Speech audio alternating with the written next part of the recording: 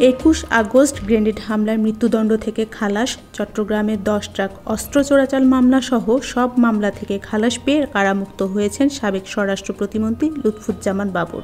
দীর্ঘ 17 বছর কারাবাসের পর বৃহস্পতিবার দুপুরে তিনি কেরানীগঞ্জের ঢাকা কেন্দ্রীয় কারাগার থেকে ছাড়া পেয়েছেন।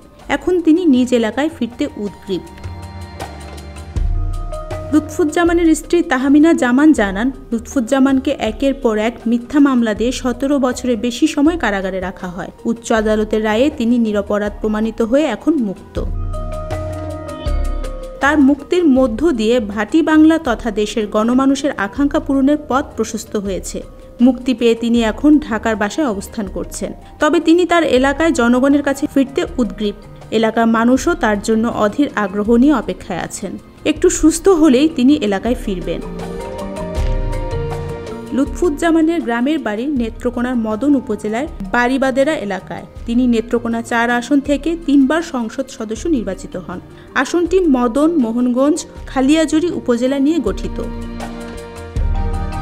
পারিবারিক স্থানীয় লোকজন ও বিএনপির দলীয় সূত্রে জানা গেছে, লুৎফুজ্জামান বাবর তার এলাকায় খুবই জনপ্রিয়। সংসদ সদস্য থাকাকালে তিনি তার নির্বাচনী এলাকা ও নিজ জেলায় বহু মানুষকে চাকরি দেওয়া সহ নানাভাবে সহযোগিতা করেছেন। এর জন্য তার মুক্তির খবর পেয়ে তাকে বরণ করে নিতে নেত্রকোনা থেকে অনেক বাস, মাইক্রোবাস ও ব্যক্তিগত গাড়িতে করে ঢাকা কেন্দ্রীয় কারাগারে হাজার হাজার মানুষ জড়ো হন। লুৎফুজ্জামান বাবরের প্রতীক্ষায় প্রহর গুনছেন তার এলাকার লোকজন। স্বজনেরা জানান, তিনিও এলাকার ফিরতে উদগ্রীব। আগামী সপ্তাহে তার এলাকায় আসার কথা রয়েছে। তার আগমন উপলক্ষে জেলায় বিভিন্ন স্থানে তোরণ ও ফেস্টুনে ছেয়ে গেছে। স্থানীয় বাসিন্দারা বলেছেন, লুৎফুজ্জামান বাবর এলাকায় দলমত নির্বিশেষে খুবই জননন্দিত নেতা। তিনি যখন স্বরাষ্ট্র প্রতিমন্ত্রী ছিলেন তখন জেলার অসংখ্য মানুষকে যোগ্যতা অনুসারে চাকরি দিয়েছেন। কে কোন দল করতেন বা কে কার গ্রুপ করতেন তা তিনি কখনো আমলে নেননি।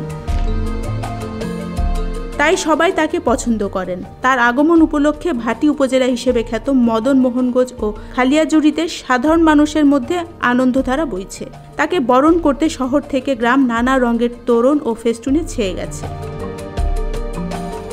নেত্রকোনা জেলা বিএনপির সদস্য সচিব মোহাম্মদ রফিকুল ইসলাম হিলালি বলেন, লুৎফুজ্জামান বাবর একজন অপ্রতিদ্বন্দ্বী, বহুদর্শী, মানবিক নেতা। তিনি সফল স্বরাষ্ট্র প্রতিমন্ত্রী ছিলেন। তিনি নির্বাচনী এলাকা ছাড়া জেলায় সার্বিক উন্নয়নে গুরুত্বপূর্ণ ভূমিকা রাখেন। 17 বছরের বেশি সময় তিনি মিথ্যা মামলায় জেল খেটে মুক্তি পেয়েছেন।